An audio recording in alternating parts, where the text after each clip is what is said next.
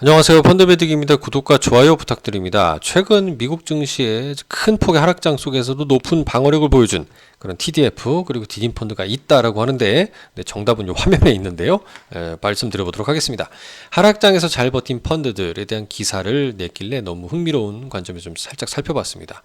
TDF보다 디딤 펀드가 하락장에서 더 잘 버텼다면서라고 썼는데 사실 이거는 조금 제가 찾아보니까 조금 오류는 있어요. 왜냐하면 각각 펀드들이 추구하는 전략이 좀 다르고 주식 같은 위험 자산에 대한 노출도도 다 다르기 때문에 같은 선상에 놓고 비교하기가 사실은 조금 어려운 특징은 있거든요.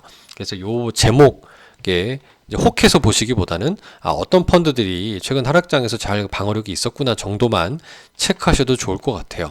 여기 미국의 S&P 500 지수 떨어지는 동안에 시장에 따라 주식 비중 조절되는 디딤 펀드의 하락률이 절반에 그쳤다라고 얘기를 하고 있는데, 그러면서 이런 상품들을 얘기하고 있습니다. 이제 TDF 중에서는 우리다같이 TDF 2025가 굉장히 월등한 방어력을 보여주고 있고요. 디딤 펀드 중에서는 HDC 디딤은 제가 말씀드리겠지만 얘는 좀 다른 전략이니까 같은 선상에 놓을 수가 없고요. 밑에 IMSF 디딤 든든이나 대신 디딤 올라운드, 얘들은 잘한 건 맞는 것 같아요.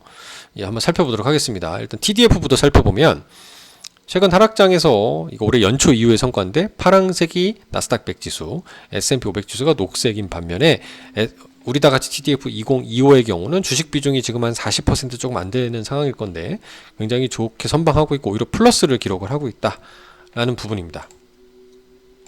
포트폴리오 현황을 봤을 때는 국내 채권, 해외 채권, 국내 주식, 해외 주식 다양하게 자산 배분되는 걸 볼 수가 있는데, 주로 주된 자산들 살펴보면 이런 게 눈에 띕니다. 여기 시니어론 같은 선순위 대출 채권, 인베스코사의 미국 상장 ETF죠. 그리고 0에서 5년의 하이힐드, 단기 하이힐드 채권 ETF들도 여기 들어있고요.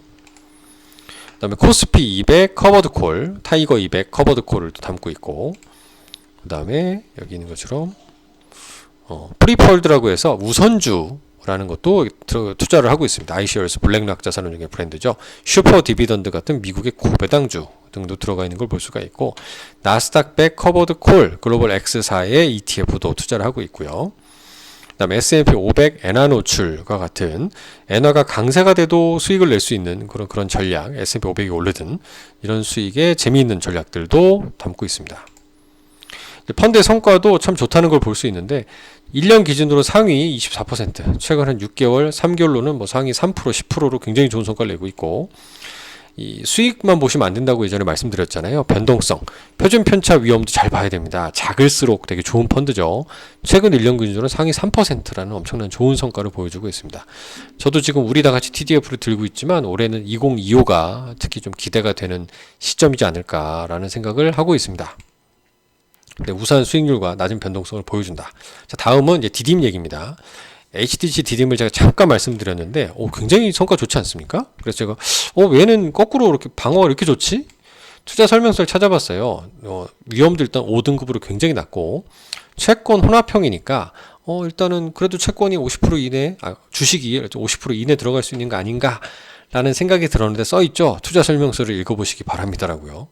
살펴봤습니다. 주요 투자 전략을 살펴보니까 일단 주식은 30% 이하라고 기본 제어를 해놓습니다. 그러니까 앞서 TDF나 자산 배분 대비 주식의 비중이 상당히 적게 들어가는 특징이 있는 거죠.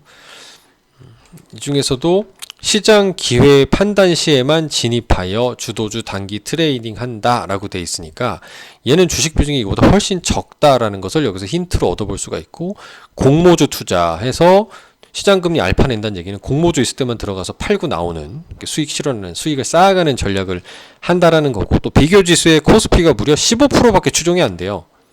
전략상은 주식이 30% 이하라고 적어놨지만 예외적인 경우에 30까지 담을 수 있는 것처럼 보인 거지, 실제로는 훨씬 적은, 이거보다 적은 15%의 노출도니까 앞서 비교해드렸던 기사에 나온 다른 자산 배분 펀드들보다는 월등히 낮은 주식 비중이었던 거죠. 그러니까 최근 하락장에서 잘 피해간 건 사실인데, 대신 그만큼 향후에 상승장에서도 조금 반등하기 쉽지 않은 구조를 갖고 있다는 것도 참고할 만합니다. 얘를 살펴보면 실제로 주식 비중이요, 한 10% 수준으로 굉장히 낮습니다. 이 비교지수보다도 더 낮은 비중을 가지고 있는 게 현재 모습이라고 볼 수 있고요.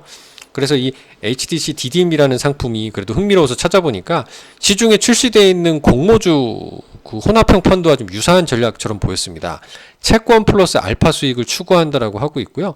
이벤트 드리븐이나 모멘텀 투자 등 시장에 기회가 발생할 때 진입해서 매매 차익을 추구한다는 전략입니다. 공모주 투자로 추가 수익도 기대할 수 있다. 주식 편입한도 10% 이내로 초기 운용을 시작하고 최대 주식 편입한도를 매년 자동 재설정한다 등등으로 얘기를 하고 있습니다.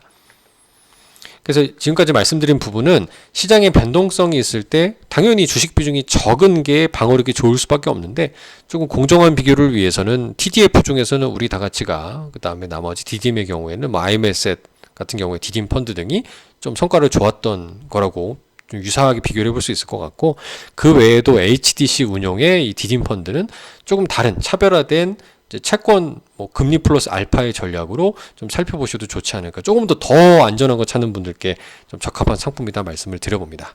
감사합니다.